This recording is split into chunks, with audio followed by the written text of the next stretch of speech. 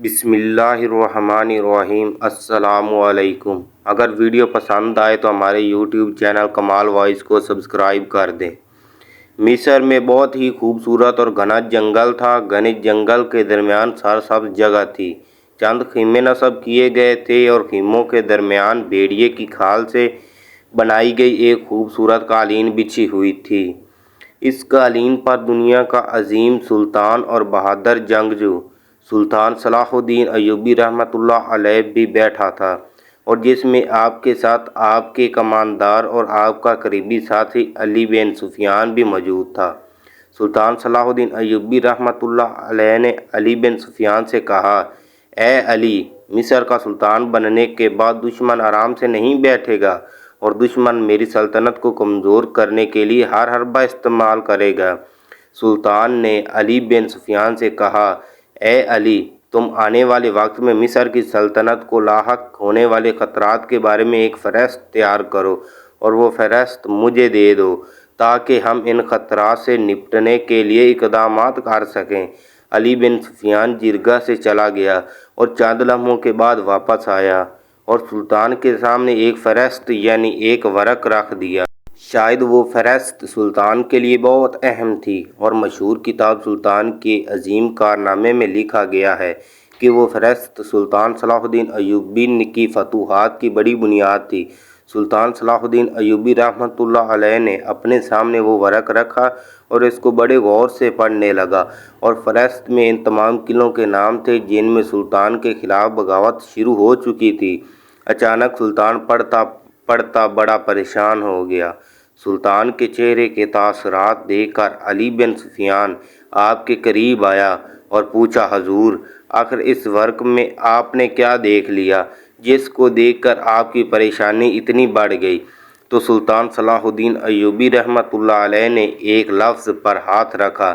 علی بن سفیان نے وہ لفظ دیکھا تو وہاں ایک قلعہ کا نام لکھا تھا، اور وہ قلعہ نگینا ماریوس کا قلعہ تھا۔ سلطان نے کہا کہ مصر کے ارد گرد پہاڑی سلسلوں میں جتنے بھی قلعے ہیں، ان تمام قلعوں میں یہ قلعہ خاص ہے۔ اس قلعے کے بارے میں نے اس وقت بھی سن رکھا تھا جب میرے چچا شیر کو سلطان نور الدین زنگی رحمۃ اللہ علیہ کے پاس کماندار ہوا کرتے تھے۔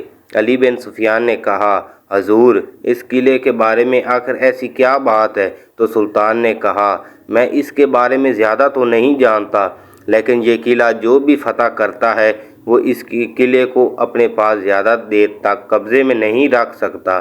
یہ سن کر علی بن سفیان بڑا حیران ہوا کہ حضور، آخر اس قلعے میں ایسی آخر کیا بات ہے؟ سلطان نے علی بن سفیان کو حکم دیا کہ اپنے چند جاسوس بھیجو جو اس قلعے میں خفیہ طریقے سے داخل ہو جائیں، اور اس قلعے کی ایک اہم خبر مجھے چاہیے۔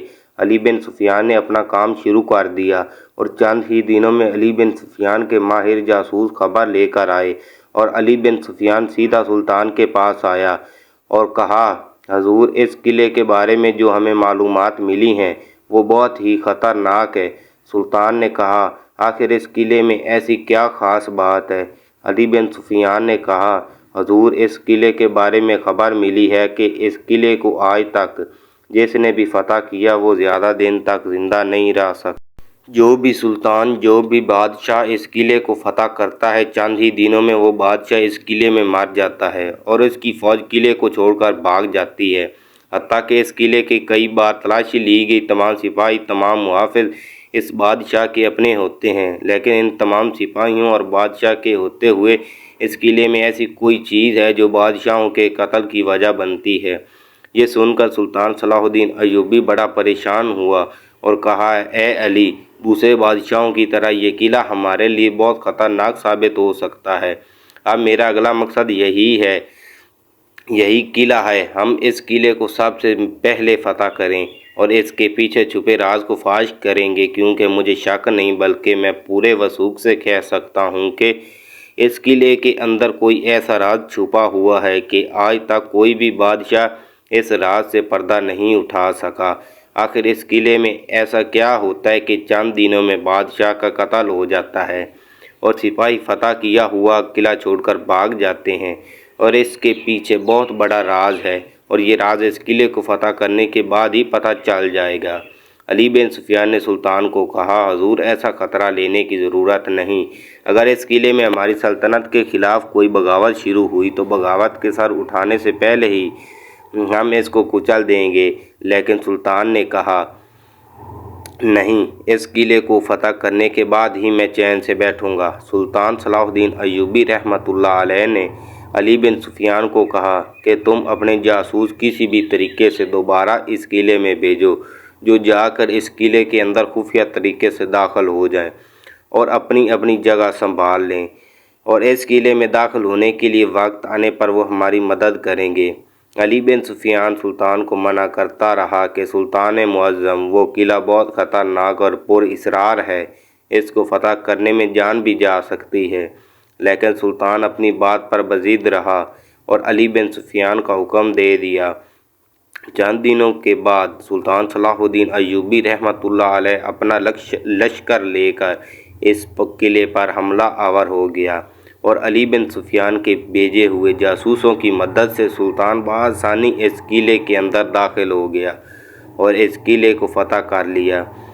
किले को फ़तह करने के बाद सुल्तान सलाहुद्दीन अय्यूबी रहमतुल्लाह अलैह ने अली बिन सुफियान को कहा कि अपने बेहतरीन सिपाही किले की हिफाजत पर मामूर कर दो और आज रात मैं इस किले के अंदर गुजारूंगा और इसके राज से पर्दा उठाऊंगा कि आखिर अपने मुहाफ़िज़ों के बावजूद बादशाह कत्ल क्यों हो जाते हैं। अली बिन सुफियान ने फिर कहा, हजूर मैं यहाँ रुकने के लिए तैयार हूँ, आप अपनी क़यामगाह में चले जाएं। लेकिन सुल्तान ने कहा, इस राज से मैं खुद पर्दा उठाऊंगा। सुल्तान सलाहुद्दीन अय्यूबी रहमतुल्लाह अलैह किले के मरकज़ी कमरे के अंदर आराम करने के लिए चला गया। अली बिन सुफियान भी आपके साथ रुक गया। सुल्तान सलाहुद्दीन अय्यूबी रहमतुल्लाह अलैह सोए हुए थे कि अचानक सुल्तान को महसूस हुआ कि कोई चीज़ ऐसी है जो कमरे के अंदर दाखिल हो गई। सुल्तान सिर्फ सोने का नाटक कर रहा था, लेकिन वो चीज़ इतनी तेज़ी से आई कि सुल्तान की आंख खुलते ही दोबारा गायब हो गई। अब सुल्तान ने दोबारा सोने का नाटक किया तो चंद लम्हों के बाद दोबारा कोई इंसान या कोई ऐसी चीज़ कमरे के अंदर दाखिल हो गई। सुल्तान समझ गया था कि इस किले के अंदर कोई ऐसी खुफिया जगह है, कोई ऐसी खुफिया सुरंग मौजूद है जिसके अंदर बहुत बड़े जल्लाद छुपे हुए हैं जो कितने बादशाहों का कत्ल कर चुके हैं। सुल्तान सलाहुद्दीन अय्यूबी रहमतुल्लाह अलैह ने बिस्तर की शक्ल इस तरफ बना दी कि जैसे इसमें कोई सोया हुआ हो और खुद बिस्तर के नीचे छुप गया। चंद ही लम्हों के बाद एक आदमी एक सुरंग से निकला जो इस किले के कमरे के अंदर से खोदी हुई थी और आकर सुल्तान के बिस्तर पर हमला कर दिया। लेकिन जैसे ही उसने हमला किया तो उसे मालूम हुआ कि इस बिस्तर में सुल्तान नहीं था, तो उसने अपने सिपाहियों को आवाज़ दी। इतने में बहुत सारे सिपाही आ गए। सुल्तान भी बिस्तर के नीचे से निकल आया और वहाँ लड़ाई शुरू हो गई और ये लड़ाई काफ़ी देर तक जारी रही। तुर्की किताब में लिखा गया है कि कभी किसी दुश्मन ने सुल्तान को इतना नहीं थकाया जितना इन जलादों ने। ये ख़ास किस्म के इंसान थे जो आम सिपाहियों से ज़्यादा ताकतवर थे। सुल्तान ने तमाम जलादों को मौत के घाट उतार दिया और फिर सुल्तान सलाहुद्दीन अय्यूबी रहमतुल्लाह अलैह इस सुरंग के अंदर सिपाहियों के साथ चला गया।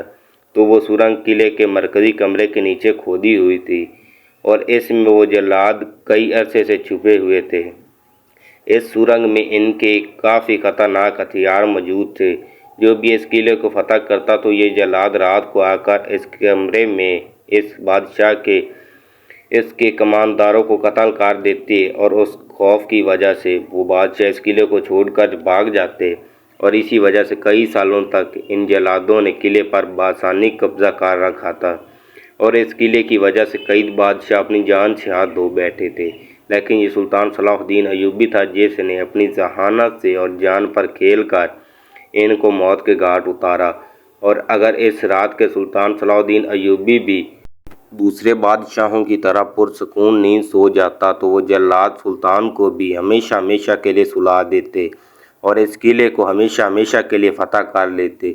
इस किले को फ़तह करने के बाद सुल्तान सलाहुद्दीन अय्यूबी रहमतुल्लाह अलैह ने बहुत सारे किले बआसानी फ़तह कर लिए। बाज़ मुअर्रिख़ीन लिखते हैं कि इस किले के अंदर दरबार नुमा एक मस्जिद भी थी, लेकिन लोग उसे किले के नाम से ही जानते हैं।